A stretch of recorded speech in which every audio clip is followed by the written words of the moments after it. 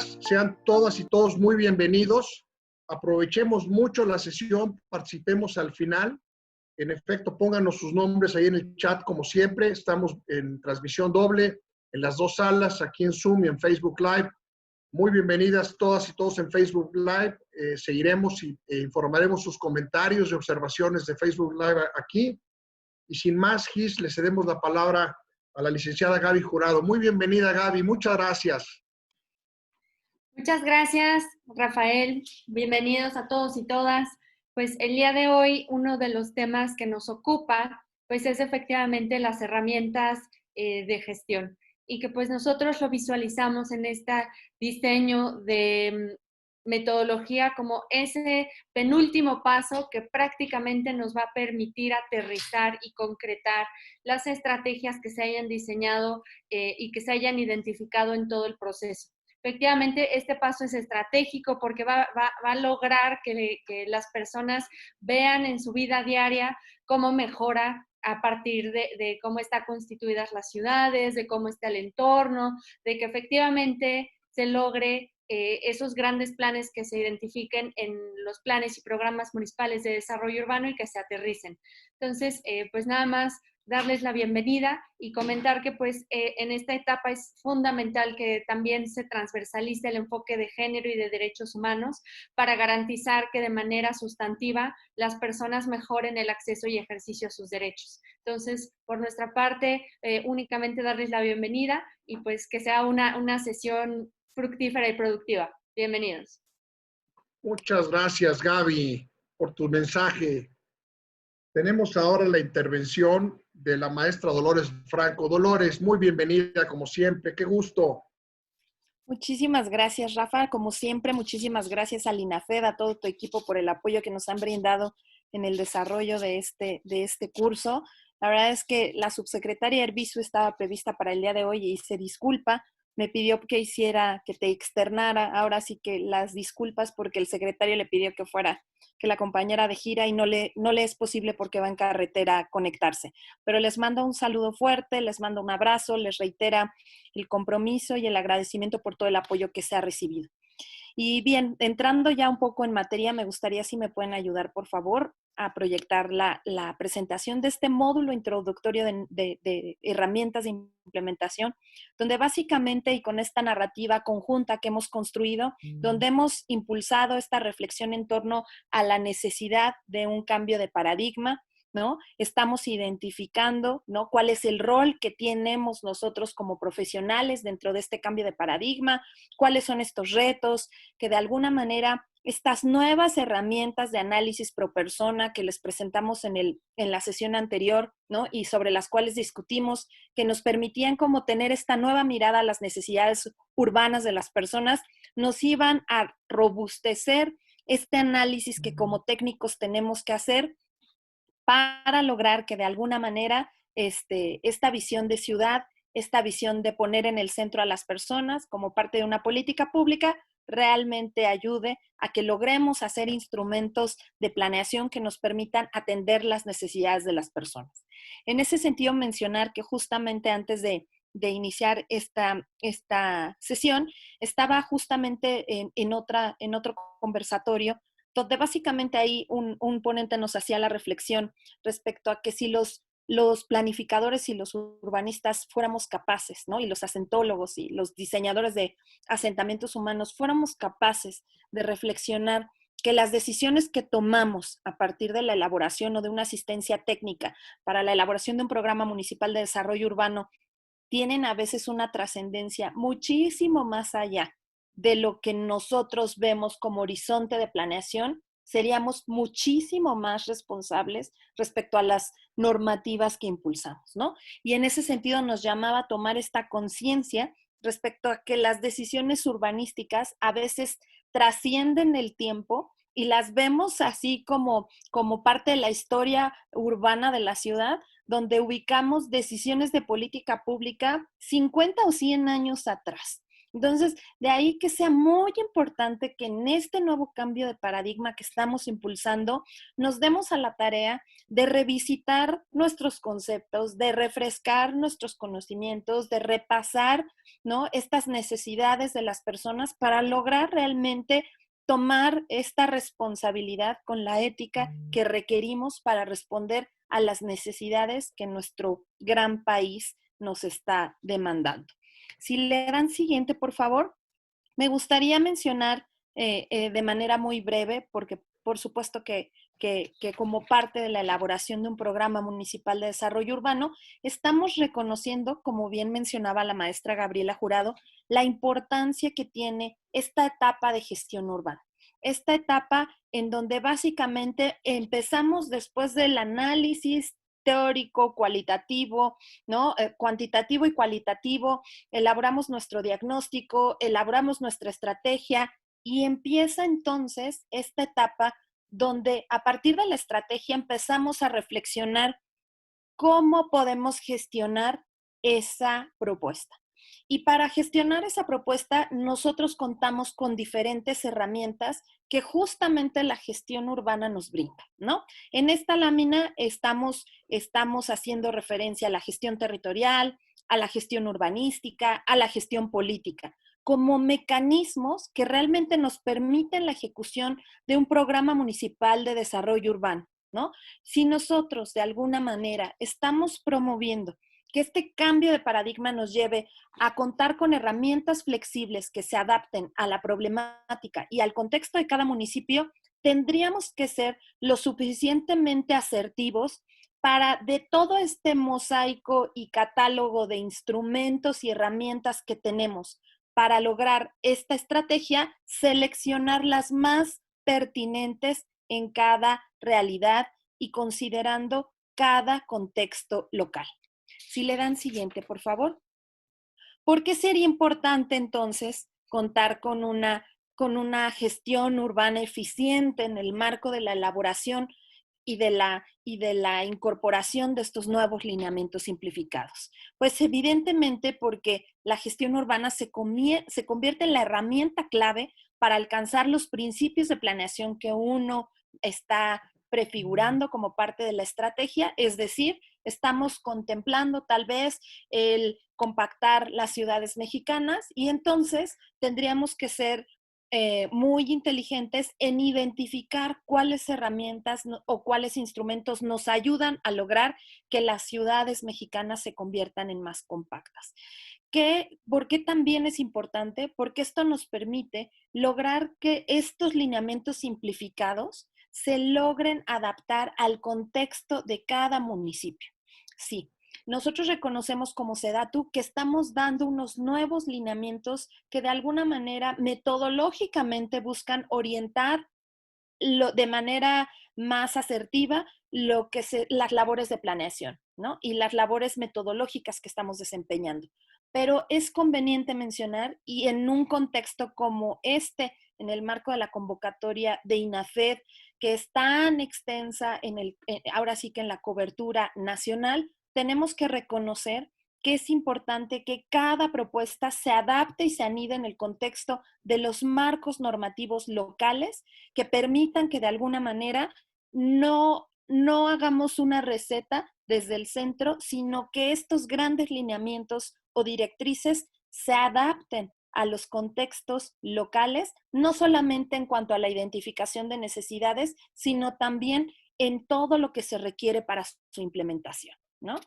¿Qué nos permite también la gestión? Pues nos permite construir una visión compartida entre gobierno y sociedad, ¿no? Lo que queremos de alguna manera garantizar es que haya unos mecanismos que se contemplen para fortalecer este diálogo y este intercambio que sin lugar a dudas deriven en que se cuente con un mejor y más robusto instrumento y que nos permita la correcta ejecución de los programas municipales de desarrollo urbano. Siguiente, por favor. ¿Cuál sería el valor agregado de sumar una etapa más robusta, ¿no?, en este proceso de diseño y elaboración de un programa municipal de desarrollo urbano?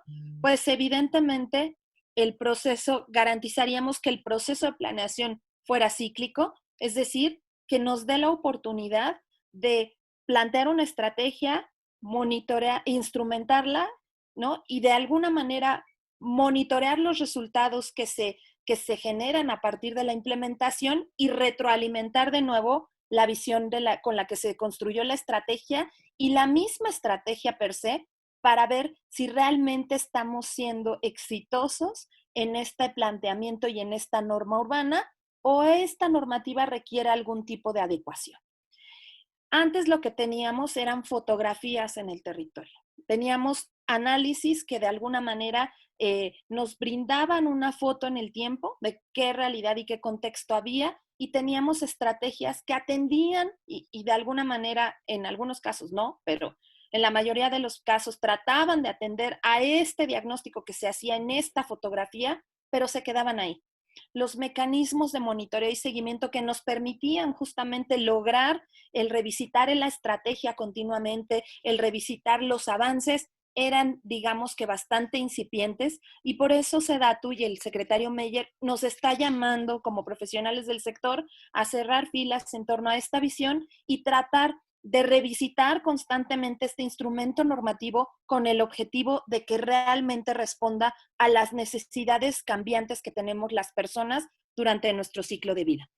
Pero además, de alguna manera, este mecanismo de gestión urbana nos permite que las personas realmente participen en las decisiones que les aseguren una vida digna en el ámbito urbano. Hacemos énfasis respecto a la necesidad de que realmente se aseguren una vida digna porque no sabemos, y depende del contexto, y esto varía de persona a persona, si realmente como profesionales del urbanismo o del territorio, podemos decir que estos números con los que vivíamos, en donde a una persona le tomaba 3 horas ir de su casa a su trabajo, ¿no? Realmente son números con los que después de la pandemia y cuando de alguna manera estemos más viviendo en esta nueva normalidad, podríamos asegurar que es el futuro urbano que los mexicanos y las mexicanas quieren.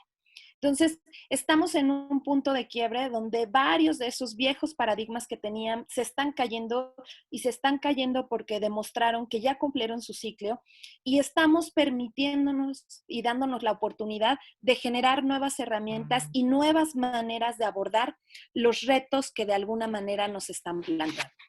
¿Qué es lo que de alguna manera también tenemos? Pues tenemos una cartera amplia de instrumentos.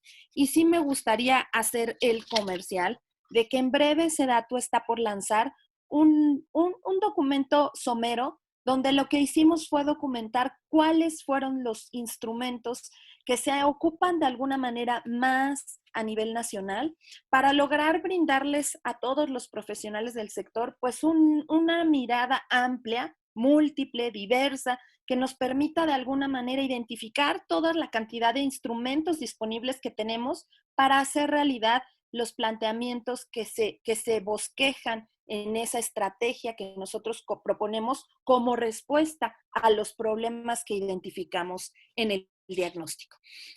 Me permitiría entonces mencionarles que en breve estará disponible esta cartera de instrumentos y que esta cartera de instrumentos lo que nos permite es identificar si realmente los proyectos fueron planeados de manera adecuada, ¿no? O sea, realmente cuando tenemos este seguimiento de un proceso de gestión urbana, lo que se nos permite es ir viendo cómo cada etapa es congruente una con la otra. Nosotros deberíamos de llegar a tener una cartera de proyectos que realmente responde cuando uno revisita la estrategia a esas necesidades que se identificaron en el diagnóstico por las personas y todo esto tendría que tener la misma narrativa y el mismo hilo conductor para garantizar que los indicadores de seguimiento realmente nos arrojen una estrategia implementada y que tuvo un impacto en el cambio en la calidad de vida de las personas. Si dan siguiente, por favor. ¿Cómo es que nosotros estamos elaborando esta narrativa y cuál es el hilo conductor, ¿no? Como ustedes pueden ver en este diagrama, estamos poniendo en el centro como hilo conductor a la planificación.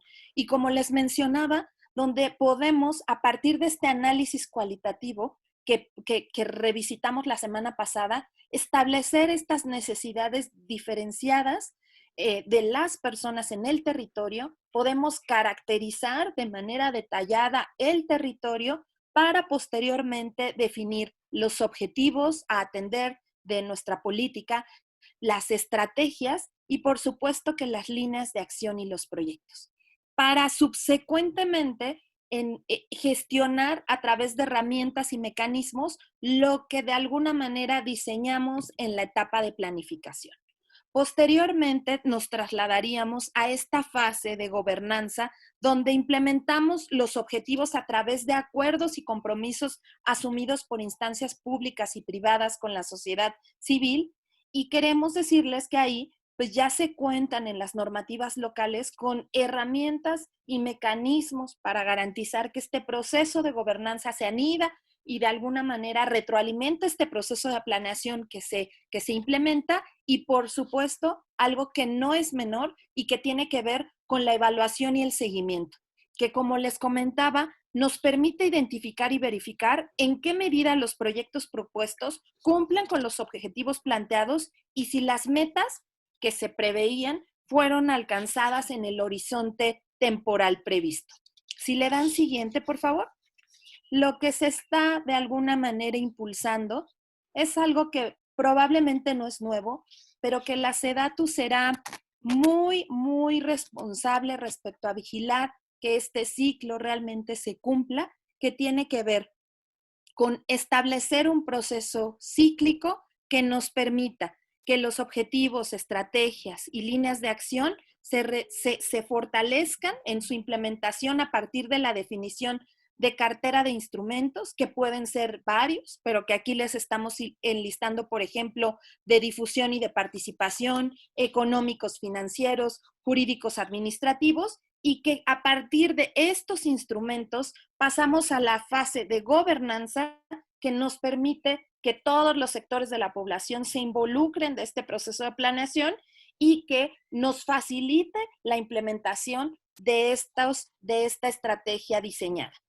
Lo que estábamos agregando en este diagrama pues tenía que ver con una definición base de indicadores representativos, objetivos y fáciles de recopilar que nos permitan de alguna manera medir, porque evidentemente lo que no se mide en ocasiones no existe.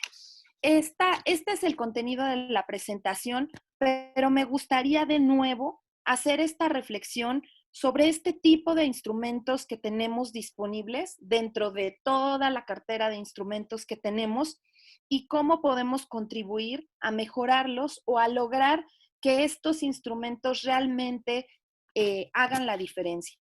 En el ejercicio PUMOT 2019, por ejemplo, nos dimos cuenta que una de las partes más débiles que tenían los instrumentos que de alguna manera se financiaron con subsidio de SEDATU el año pasado, era básicamente la cartera de instrumentos. Y nos dimos cuenta que muchas veces algunas consultorías lo único que hacían pues era enlistar ahora sí que todos los instrumentos que venían en la normativa sin particularizar si realmente eran pertinentes o no para la estrategia que se requería. También nos dimos cuenta que muchos de estos instrumentos, al no mapearse o rastrearse con un programa o con un mecanismo que logre el financiamiento de los mismos, pues muchas veces, aunque estuvieran enlistados de manera correcta, pues la verdad es que no se contaba con la posibilidad o la guía para que realmente esas ideas vertidas en el plan se pudieran implementar. Me parece importante que hagamos a partir de este catálogo de instrumentos que vamos a disponibilizar, que hagamos una revisión exhaustiva respecto a cuáles son más pertinentes. Me parece que también hemos satanizado algún tipo de instrumentos como que han generado incluso controversia en la opinión pública, como la captura de plusvalía, y que evidentemente a nivel internacional hay un reconocimiento sobre la pertinencia y la necesidad de utilizar o impulsar este tipo de instrumentos para lograr construir ahora sí que lo que es de todos, ¿no? La calle, o lo que decían unos arquitectos en la sesión anterior, todo lo que no está construido es nuestro. Entonces, cómo logramos hacer que lo que pasa en el espacio público se convierta en algo sujeto de financiamiento a partir del análisis detallado de estos instrumentos que realmente redunde en que tengamos una herramienta que sea implementable en el corto plazo. Entonces, los invito a que dejemos atrás esas visiones donde pensábamos que si no teníamos instrumentos o que no necesitábamos abordar de manera sustantiva y con especial énfasis esa parte de la elaboración de un programa municipal de desarrollo urbano, porque es realmente ahí donde deriva gran parte de la clave para lograr que se implemente en el corto plazo. De nuestra parte, decirles que a partir de todo el trabajo que se ha hecho con el programa de fomento a la planeación urbana y con el impulso que el secretario Meyer ha dado a la planeación, estamos convencidos que queda el espacio abierto para la innovación, para el cambio y para la trascendencia de todos los profesionales del sector. Si las decisiones urbanas que de alguna manera estamos tomando el día de hoy van a pervivir al menos 50 años en las ciudades mexicanas, colegas, los invito a que las tomemos de manera responsable, con ética profesional y a que logremos cambiar el futuro urbano de nuestras ciudades. Muchísimas gracias, Rafa. Muchas gracias a todos y a todas. Al contrario, estimada maestra Dolores Franco, Dolores, interesantísima tu visión, nos haces pensar y seguramente aquí todos los especialistas pues están tomando nota. Muchas gracias. Le damos la más cordial bienvenida a nuestros especialistas, la maestra Gabriela Niño de GIZ México, la gran agencia de cooperación alemana, y nuestro gran amigo, el experto Eduardo López Moreno. Muy bienvenida, Gaby Niño. Muchas gracias. Hola, ¿qué tal? Muchas gracias por la invitación. Agradecer a ti, Rafael, por la plataforma y la relación tan estrecha que tenemos ya desde hace algunos meses, yo creo que hasta ya de hace algunos años con INAFED. Y pues también agradecer eternamente a la SEDATU, al secretario, a la subsecretaria Arbizu, que ya la vemos que ya está otra vez en actividades. Y obviamente pues a Dolores por estar aquí e invitarme a través del grupo de asesores estratégicos de la SEDATU, que pues por eso estoy a título personal, pero que represento efectivamente a la Agencia de Cooperación Alemana para el Desarrollo Sustentable. Y bueno, pues como me pidieron hacer un análisis, llevarlo a la práctica y un poco ponerlos en contexto de lo que nosotros o el programa en el que yo estoy, de la GIZ y la experiencia personal desde la agenda ambiental, desde la agenda de cambio climático y desde el trabajo que se hace de la Alianza Mexicano-Alemana de Cambio Climático.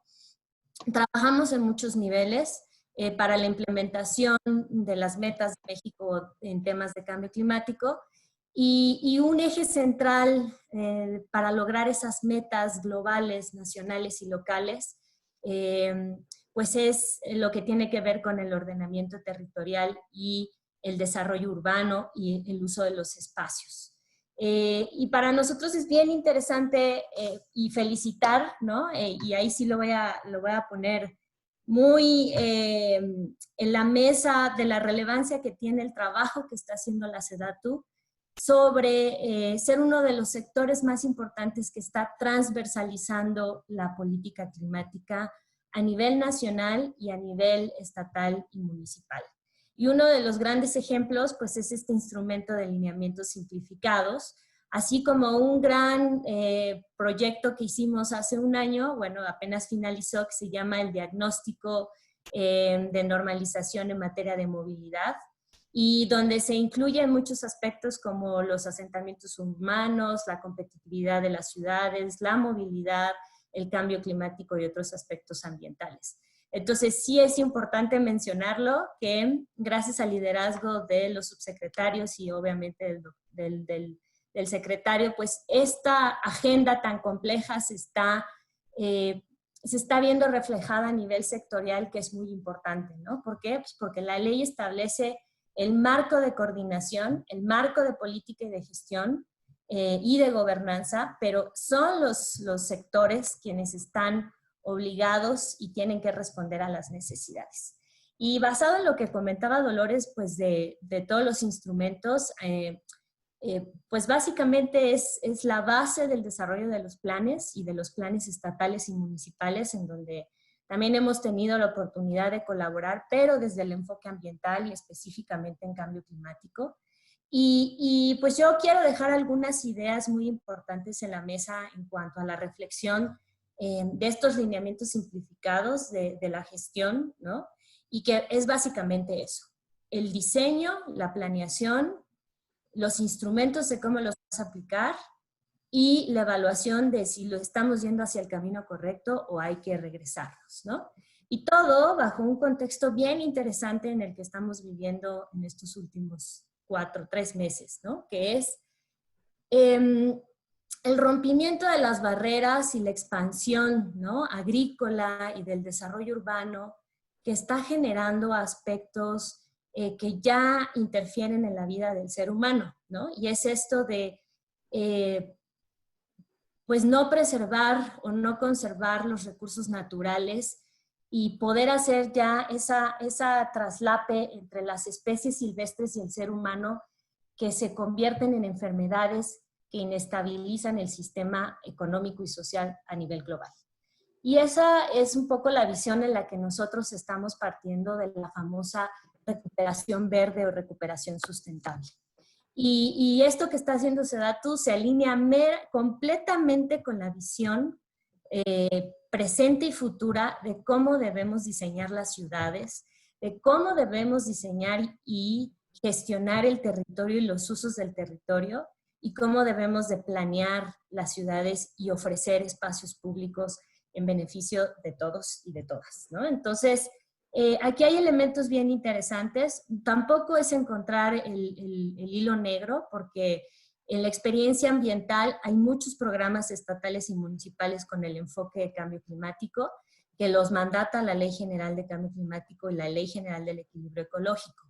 Algunos tienen que ver con el ordenamiento ecológico del territorio, y otros tienen que ver plenamente con la atención a la adaptación y mitigación al cambio climático, como los PACMUNES, que seguramente ustedes los conocen, como los programas estatales de cambio climático.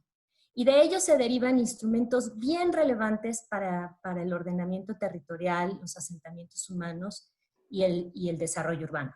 Y uno de ellos, y son de los que me voy a enfocar, pues es el Atlas de Riesgo, ¿no? Es importantísimo que dentro de un programa municipal de desarrollo urbano tomemos en cuenta todos aquellos instrumentos que se derivan también de la Ley de Protección Civil, así como de la Ley General de Cambio Climático, que tienen que ver con la vulnerabilidad social y física de las ciudades, de las zonas metropolitanas.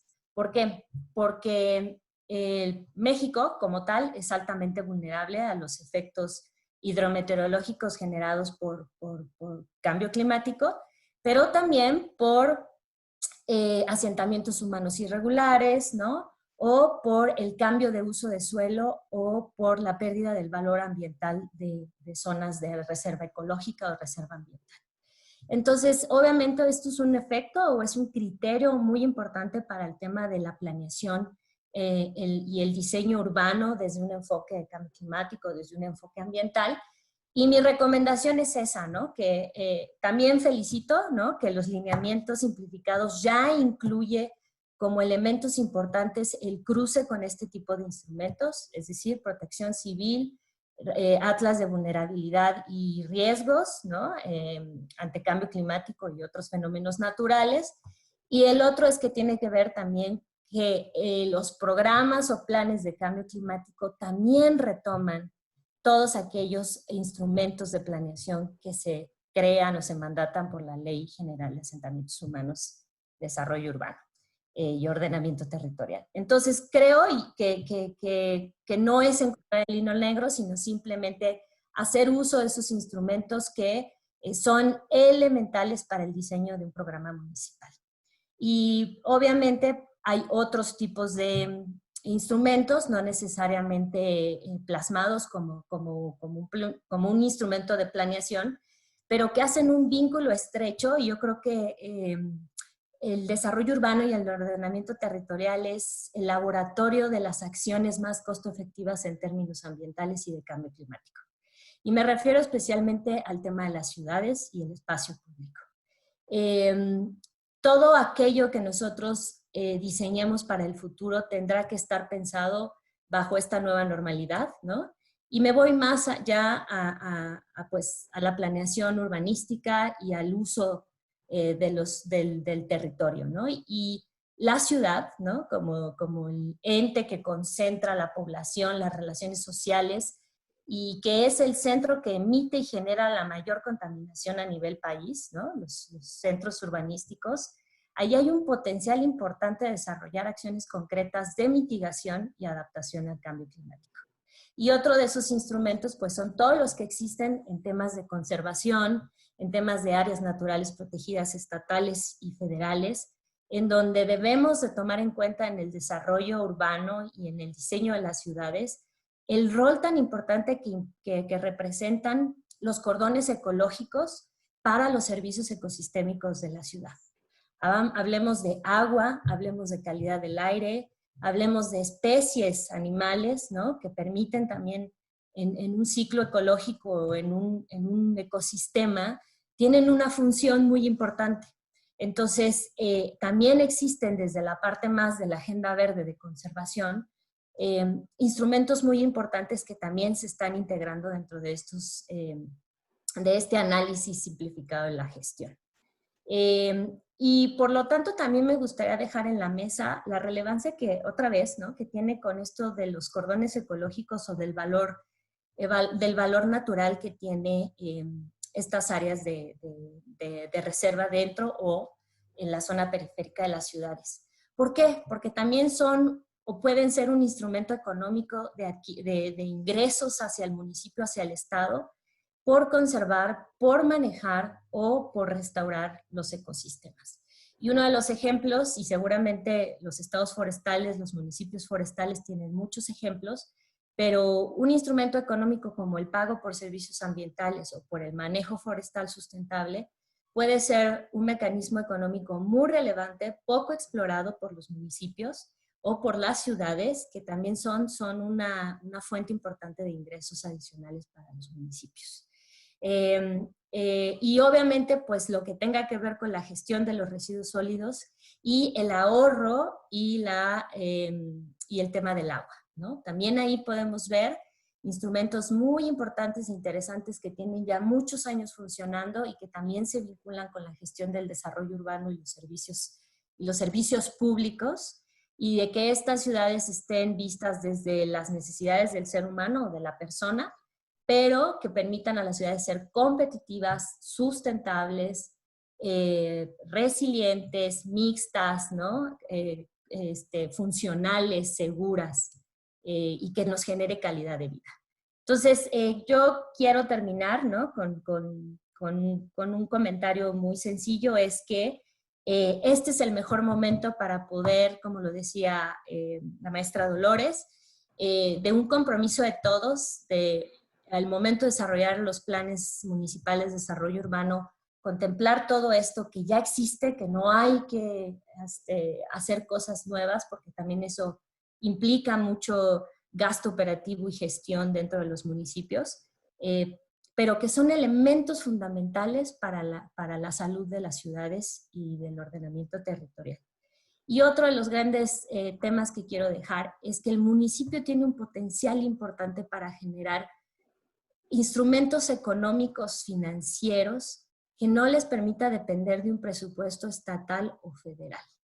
Y todo eso es lo que tiene que ver con las contribuciones o los impuestos bajo la jurisdicción municipal, que pueden ser un elemento para internalizar las externalidades negativas de la contaminación, del transporte, de los asentamientos irregulares, de la mala planeación urbana y del mal uso o contaminación de los ríos o mantos acuíferos, y verlo como esta relación entre lo ambiental y el desarrollo urbano como como el vínculo estrecho e inamovible en donde el beneficio ambiental puede generar un beneficio para el desarrollo urbano, así como la planeación y la buena planeación y gestión urbana puede traer muchos beneficios para la agenda ambiental. Entonces, GIZ en específico, y hemos también puesto en la mesa a SEDATU, que nosotros encantados de poder explorar y que se ha hecho en algunos momentos también con la GIZ, con otros programas de gestión urbana e industrial. ¿Cuáles son aquellos instrumentos más allá de lo público, sino también de lo privado?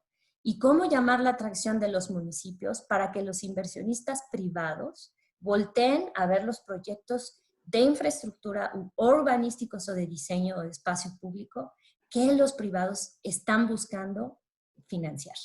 A muy buenas tasas, a muy buenos créditos, ¿no? Y con diferentes modelos financieros que pueden ayudar a las ciudades que cuentan con tan poco presupuesto para hacer proyectos realmente con un impacto social, ambiental y de competitividad y desarrollo económico. Yo ahí lo cierro y muchas gracias. Arquitecta Gabriela Niño, interesantísima visión, realmente de una experta, interesantísimo escucharte, Gaby. Y por supuesto podríamos hablar toda una hora de lo que tú nos acabas de comentar, así como lo hizo la maestra Dolores, pero yo me quedo con un tema que nosotros en INAFED enfatizamos y trabajamos todo el tiempo, todas las semanas en todo el país, que tú lo dijiste, los municipios tienen que usar su capacidad, su facultad para generarse más recursos. Hay una serie de instrumentos. Está el proyecto de ley general de catastros que SEDATU está impulsando y en el que nosotros participamos. En promedio los catastros están rezagados 10 años en el país en promedio. Entonces el rezago pues es muy grande y es más fácil no hacerlo, no cobrar, pero lo conveniente y lo propio para las presidentes y presidentes es cobrar bien, y eso va a ayudar a todo lo que tú dijiste en esa parte final. Los invitamos, nosotros capacitamos en Hacienda Pública Municipal, pero además tenemos ya, al igual que con ustedes, una alianza muy fuerte con la Secretaría de Hacienda y con el INDETEC, que son los grandes especialistas en Hacienda Pública Municipal. Eso nada más aprovecho. Felicidades, Gaby, interesantísimo. La verdad es que es una sesión inmensamente rica. Muchas gracias. Y le damos la más cordial bienvenida al maestro don Eduardo López Moreno. Muy bienvenido, Eduardo. Qué gusto tenerte aquí. Muchísimas gracias, Rafael. Primero, felicitar a María Dolores, quien hizo una excelente presentación. Recordarles, y siempre lo digo con orgullo, que fue nuestra directora en ONU Habitat y está haciendo un excelente trabajo en SEDATU. Rafael, decirte que INAFED está realmente activo, haciendo cosas importantes, diría reinstituyendo una agenda municipal y local que me parece fundamental. Y empiezo, a mí me pidieron que hablara de un tema muy particular, que es el módulo de las herramientas de implementación y en particular la participación. Y me gustaría tomar algo que Gabriela dijo y que también felicito porque tu presentación fue muy clara, concisa y al punto y muy bien estructurada. Hablaste de la nueva normalidad y me gustaría decir que la nueva normalidad nos recuerda que la vieja normalidad no la cambiamos porque de repente llegó la pandemia, sino porque ella la propició. Y la vieja normalidad propició los problemas asociados al cambio climático y propició una serie también de cosas y las razones de estas, y de ahí introduciría el tema de la noción fundamental de instrumentos y herramientas de implementación y de participación. La vieja normalidad no atendía desequilibrios estructurales en el territorio. No hacía o hacía muy poco caso de desigualdades sociales y espaciales. Se fundó en una visión de corto plazo y de ganancia. Tuvo un discurso desarrollista que no tiene nada de malo, pero sí cuando los derechos humanos están ausentes del mismo. Y ese es el caso. Y la presentación de María Dolores nos recuerda que todo se tiene que fundar en forma muy clara en la participación donde los derechos humanos rigen. La vieja normalidad se hizo sin un ápice de justicia social y de justicia espacial. Y los instrumentos de los que vamos a hablar ahora no son instrumentos solo de participación, sino fundamentalmente para romper todo ese ciclo. Es decir, la nueva normalidad va a utilizar la participación como una forma fundamental de refundar un nuevo Estado, una nueva sociedad, un nuevo gobierno y una nueva forma de hacer las cosas. Algunas preguntas que respondo conforme hablo. ¿Qué tan importante es la participación, la ciudadanía, el gobierno y la implementación de instrumentos? Y quisiera recordar dos cosas. En el pasado, hablando de esta vieja normalidad, la participación ciudadana se abusó de dos maneras. Una era la construcción de un consenso de arriba hacia abajo, vacío, de proceso, y donde no había realmente elementos formales de participación para instrumentar un cambio. Y se abusó al revés también. Programas que tenían verdadera vocación social, que eran un bien público, 20 cacerolas en una calle podían romperlos. Y podían romperlos porque la municipalidad era legítimamente muy débil, muy frágil. Entonces, cualquier movimiento social, aunque no representara el bien público, hacía tambalear esta noción del bien social. Y a mí me parece que la participación hace una cosa fundamental, reinstaura ese bien público, o debería reinstaurarlo mucho en la lógica de la presentación de María Dolores. La participación nos va a ayudar a crear un pluralismo, pero no un falso consenso. Cuando yo he vivido y trabajado mucho en África, cuando iba a ciudades africanas, había 20 personas y después de una reunión de 2 horas nos decían, ya estamos todas de acuerdo. Esta idea es falsa.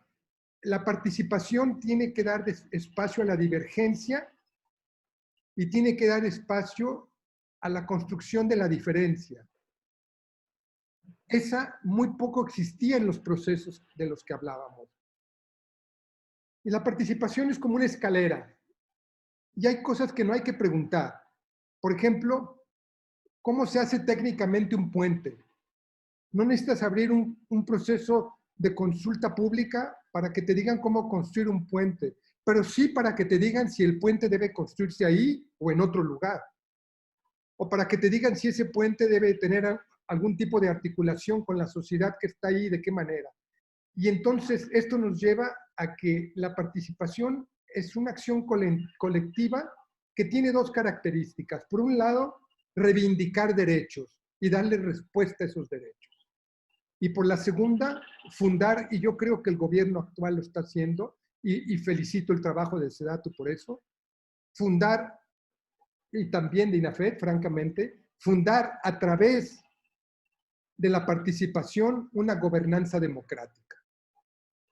Y una gobernanza democrática va a traer ventajas muy claras. Uno, verdaderas formas de innovación en la gestión.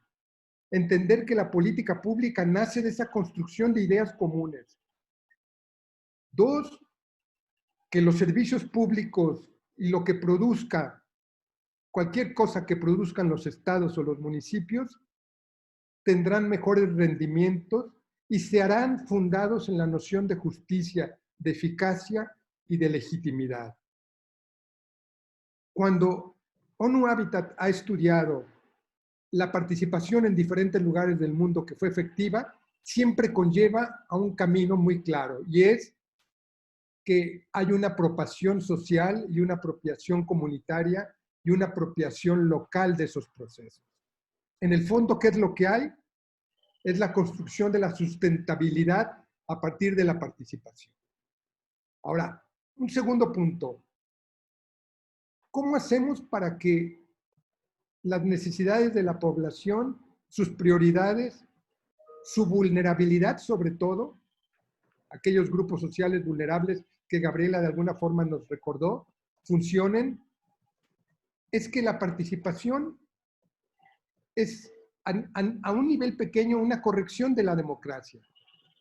Ya tienes una democracia participativa, pero lo que nos permite es como un continuum de esa democracia participativa a formas mejores y más elaboradas de que siga habiendo una presencia ciudadana.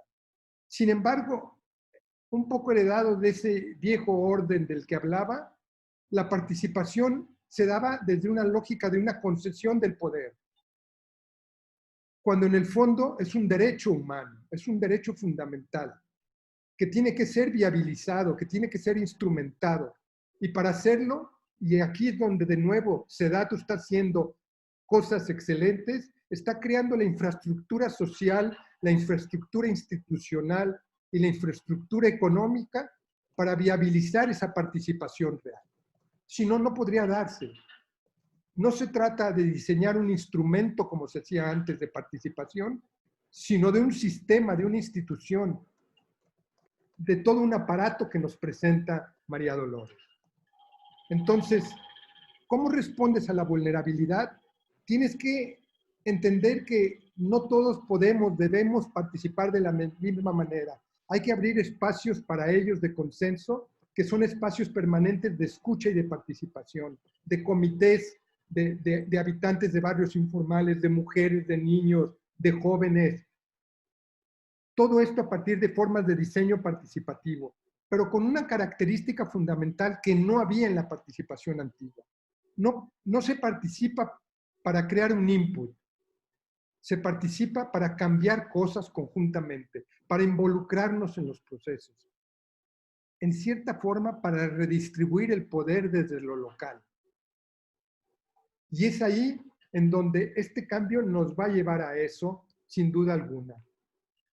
Preguntan también cuáles serían los instrumentos más efectivos para hacerlo, y la respuesta sería, hay que diseñarlos en esta noción de institucionalidad, y no hay que poner enfrente el instrumento y después la sociedad. Y no hay que poner el instrumento y después la comunidad. Sin embargo, sabemos que hay cosas que funcionan. El diseño participativo. La noción, esta idea de una escalera en donde hay 3 elementos que tenemos que considerar. Se participa para formular planes o proyectos o políticas. Se participa para implementarlas, pero también se debe participar para escrutinarlas, para medirlas, para evaluarlas. Y entonces esta escalera nos plantea un continuum de participación en donde tal vez diferentes grupos sociales en la misma comunidad, en el mismo barrio, en el mismo espacio, en diferentes momentos juegan un papel también diferente. Y eso es lo que hay que entender. No es un checking box y después nos vamos. Es un proceso continuo en el que estructuramos a la sociedad y al espacio en esa lógica. Y la última pregunta que se me hace es, no, perdón, hay 2, todavía una que me dicen, ¿cuáles son los retos que se identifican con esto y cómo se podrían obviar, cómo se podrían reducir?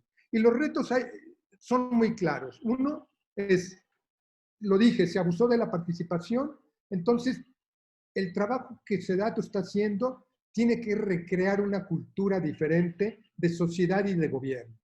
No es el mismo gobierno y no es la misma sociedad. Pero en estos años hubo un rompimiento del tejido social.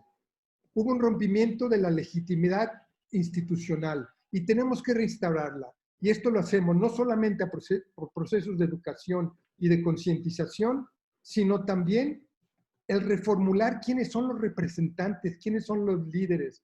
Yo recuerdo que hace años cuando viví en México, llegaba a un barrio, llegaba el líder del barrio, que no se sabía muy bien quién lo nombró, qué legitimidad tenía, qué representaba, qué cambiaba. Esos líderes añejos, disfuncionales y antidemocráticos hay que cambiarlos. No hay que pensar en personas, sino en sistemas que son los que nos darían las respuestas. Entender que participar bajo esa lógica es crear decisiones diferentes y usos diferentes. Y entonces, ¿qué instrumentos requerir? Hay que utilizar más la tecnología. Hay que utilizar las respuestas rápidas que tienen que ver con la percepción ciudadana.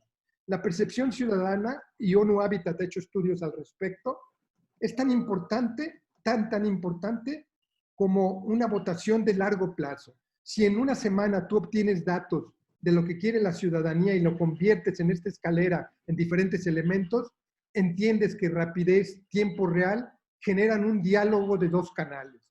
La comunicación, recordemos siempre, y la participación, no es yo pregunto y yo decido, es yo pregunto, ellos responden y juntos decidimos. Y ese mecanismo de comunicación nos genera un diálogo diferente que nos hace entender que vamos a rendir cuentas, como dice el presidente, gobernamos obedeciendo, pero para hacer eso necesitamos entender que hay formas. Por ejemplo, abusos fueron las audiencias públicas, porque siempre fueron capturadas. Las encuestas costosas, porque siempre tuvieron un bias de alguien. Lo que necesitamos es construir confianza, discernir y construir conjuntamente esta cogobernanza y esta compartición de autoridad. Último punto, ¿cómo funcionan estos lineamientos en un mundo con COVID o en un mundo de contingencias sanitarias? Algunos puntos, y con esto quisiera concluir, perdón si he abusado del tiempo. El primero es, en muchos países lo estamos viendo ya. ONU Habitat está haciendo el reporte de las ciudades del mundo viviendo con COVID y nos encontramos que países están tomando decisiones que involucran ciudades y que existe el alto riesgo de que estas decisiones se conviertan en la institucionalización de la urgencia. Y tenemos que evitar eso. Hay que responder a la urgencia, claro, pero hay que hacerlo desde un principio, desde una lógica fundada en una urgencia diferente, donde la comunidad participa. No va a funcionar si no destinamos recursos, destinamos tiempo y creamos esta institución del sistema.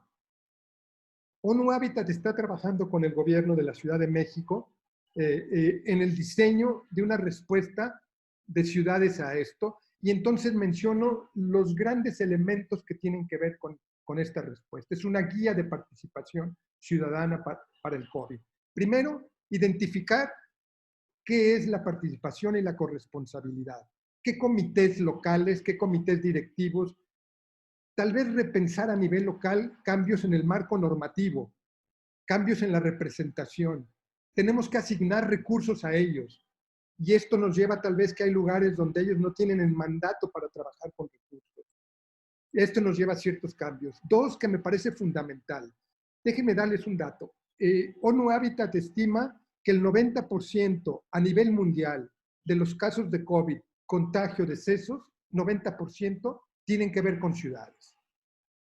Ahora, esta urbanización de la crisis del COVID es hasta cierto punto artificial, porque lo que hemos estado descubriendo es que mucha gente que vive en zonas rurales, apartadas o no, enfermos, migran a las ciudades. Entonces, lo que tenemos que pensar en estas guías es que es fundamental territorializar la problemática y la respuesta. Recordemos el resultado de la década del milenio, el reporte del milenio nos decía que 700 millones de personas fueron sacados de la pobreza y 500 de ellos en zonas rurales. Pero lo más interesante es que esos 500 millones, una gran parte a través de programas urbanos, a partir de redes de articulación urbano-rural, a partir de la regionalización de la respuesta. Eso es lo que tenemos que hacer ahora. La participación y la respuesta nos plantearía, y esto, Rafael, es muy importante, una rearticulación de la noción de la municipalización, del municipio funcional que sale de sus fronteras y se articula con las zonas rurales y con otras, y que replantea una respuesta que solo se podrá dar desde las ciudades cuando el COVID llegue al campo, cuando el COVID llegue, en muchos lugares de México lo está haciendo ahora, algunas respuestas a zonas apartadas donde viven, por ejemplo, indígenas o poblaciones iguales. Necesitamos para esto crear espacios de intermediación cómo atender zonas rurales, cómo pensar en respuestas de salud, educación, etcétera, a partir desde los municipios y las ciudades, pero articuladas con esta visión de articulación. Y después pensar en una redefinición de gobernanza de la articulación de estos esquemas. Fíjense ustedes, ONU Habitat estudió cuáles son las ciudades más prósperas del mundo y encontró que las más prósperas están en las regiones más prósperas. Es decir, la prosperidad urbana es la prosperidad regional.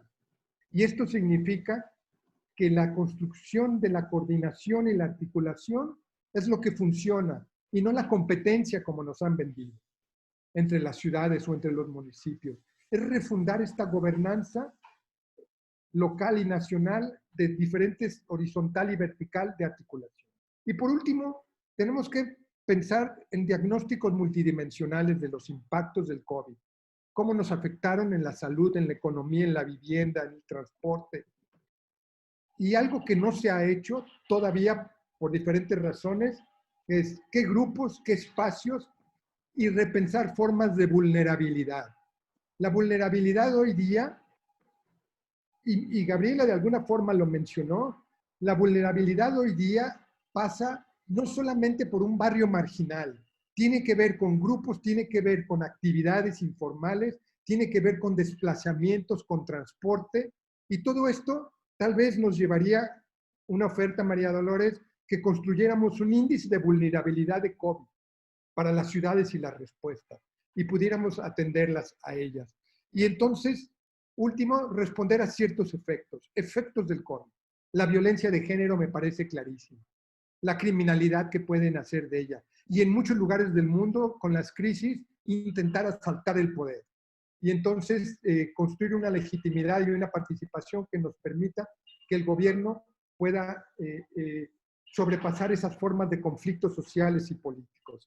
Y por último, y verdad, ahora sí el último, definir prioridades, identificar acciones, atender con recursos y consecuencias claras, en donde la participación vaya a cada uno de estos puntos. Medimos todo esto y acabamos. Esa es la noción de participación que desde la perspectiva de ONU Habitat vemos para este proyecto, este plan de SEDATU, que nos parece a todas luces transformador. Muchas gracias. Estimado Eduardo, muchísimas gracias.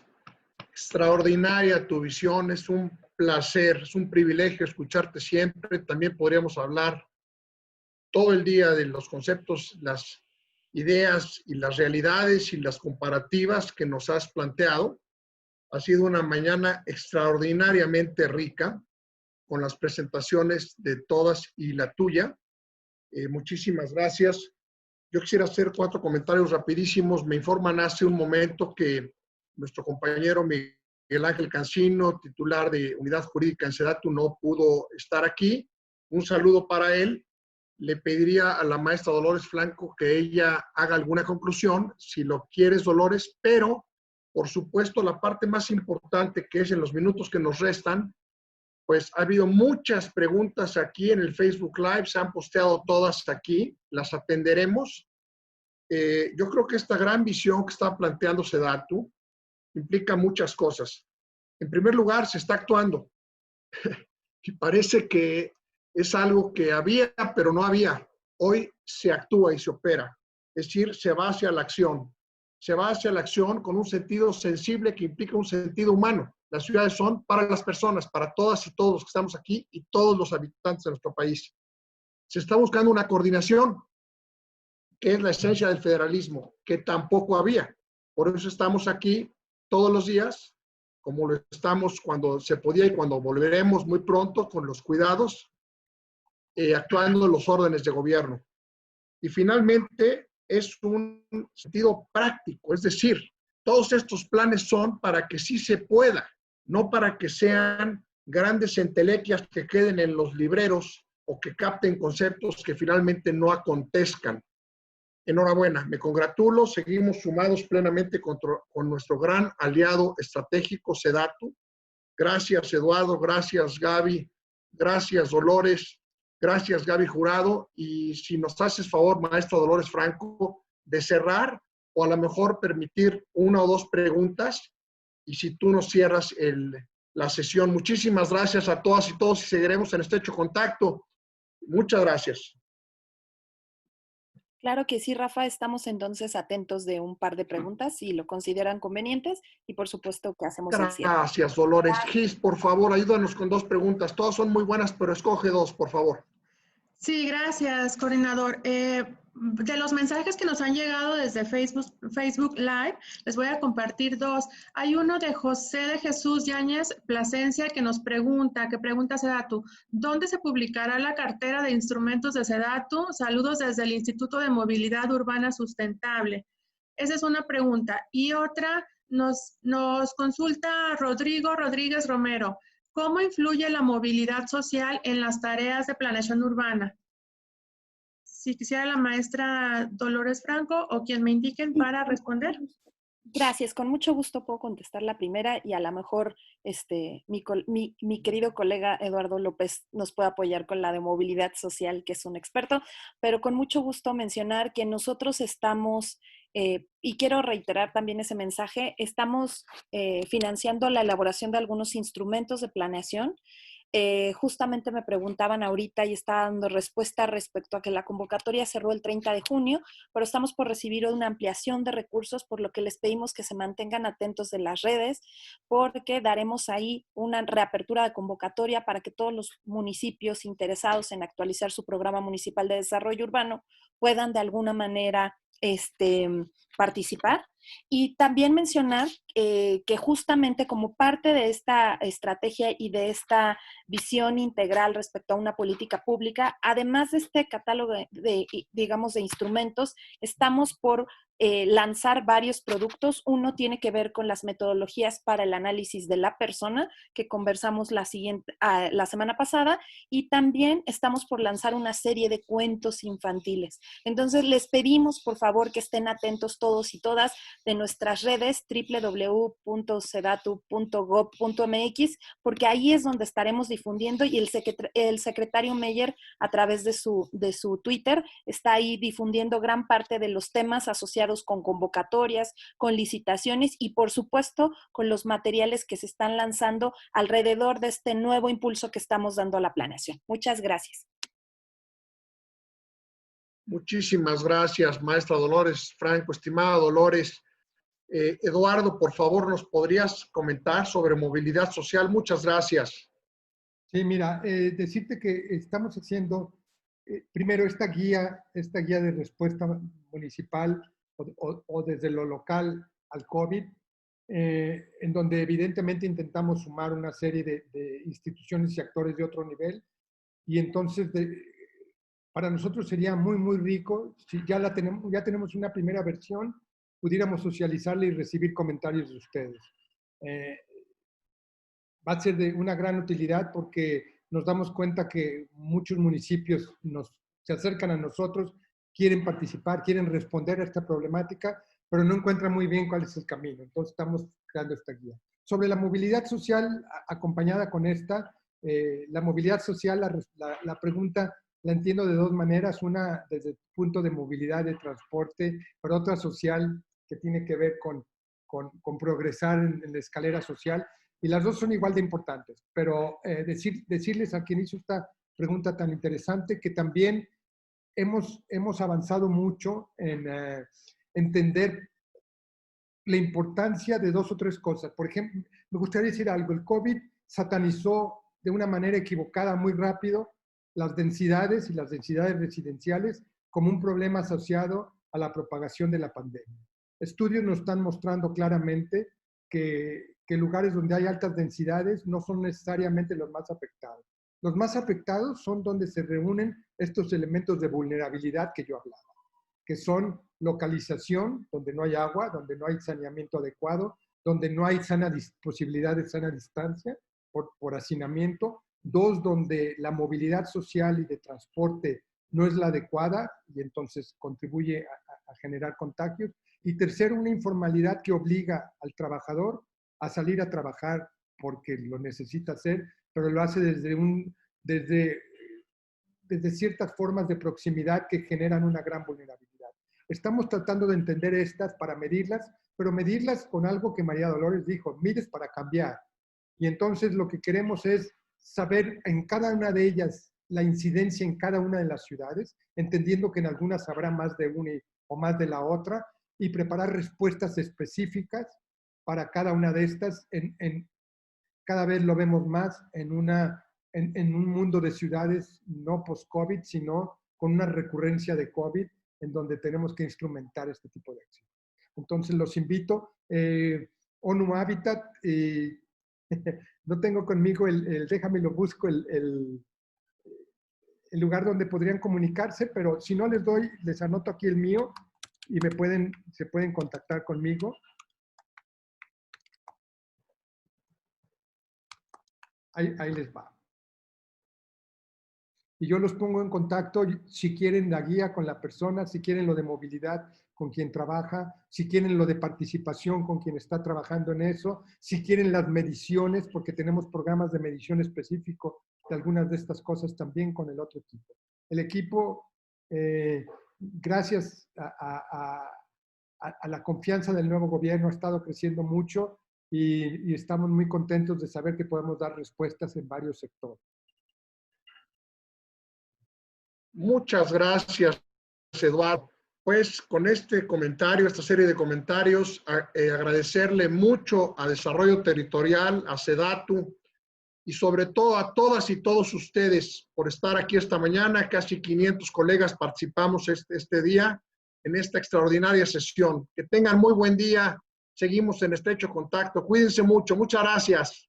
Gracias, Dolores. Gracias, Gaby. Gracias, Lalo. Bye.